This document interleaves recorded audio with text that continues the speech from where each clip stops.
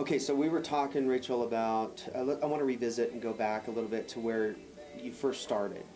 And you mentioned before about, when you think about starting a business, a lot of people think they have to have millions of dollars to step out. And although that would be great, most people don't have that. You started with what? Just a couple $1,000s? Yeah, I mean, all around it costs about $2,500 with deposit. And so, yeah, it was pretty cheap, but we didn't have that at one time. And so, like I had mentioned, my husband was furloughed, and we weren't sure if he would actually get paid. And so we were very frugal. We paid rent. That was about it. And visited my parents a lot. But so when they did pay him back, it was very, it was what he would have gotten. And so that was like our big amount that we put towards the deposit. But so it was about $2,500, and I think at one time all we ever had was like $1,000. Oh, wow.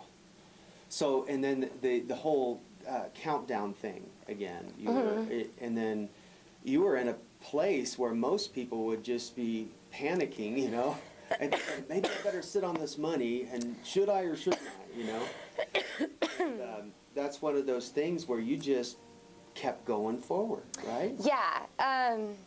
I mean, I do have to say, I married the right guy, because he was just like, okay, he really believes in me along with other, my friends. Sure. And so he just, I don't know, he never really asked what I was spending money on or anything. And, we knew that he knew I had a deadline. He knew that, like, I was a hard worker. And so I think I'll never forget the night that he was like, I think that from what I hear, she's really good at this. And so he was telling his mom, and I was like, cool. But I just kept telling her, we both kept talking to each other, and he just didn't pressure me, and we just kept being like, we've got 15 more days. Thanksgiving's here, so, like, we've got an extra couple days for the electricity due.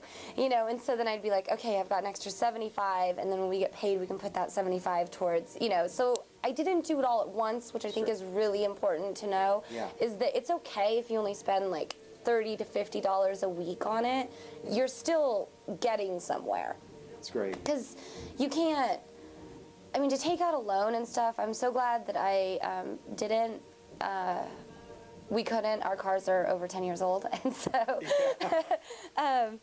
but I'm so grateful it didn't work out that way, because it's just so much more joyful to know all the hard work that him and I did and other people put together to create the store and not have to worry about an interest or, this was all us versus, adding a bank or anything like that. So, that's good to know, because people, they tend to think one way when it comes to business. Well, I got to get a loan or have to borrow all this money, and you're saying that you did it in pieces, and it's still working out for you that way, and that way you're not in this huge amount of debt, right, where you have to pay back all this and worry about that. So, and you don't see it really affecting you.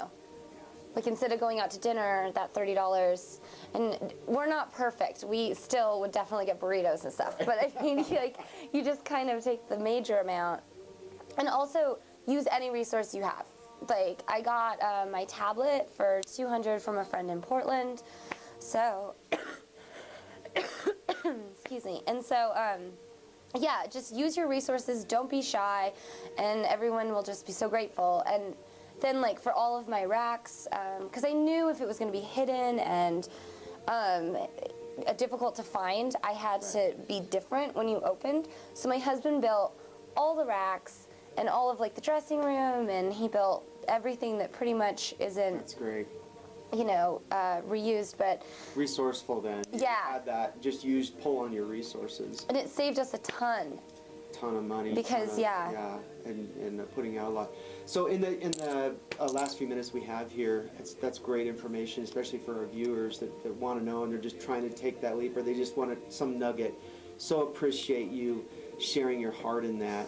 And I noticed you're wearing a scarf here, and this is something that one of your friends made, right? This is Ruby Blue Knits, and she's on Etsy, and she's also at the store.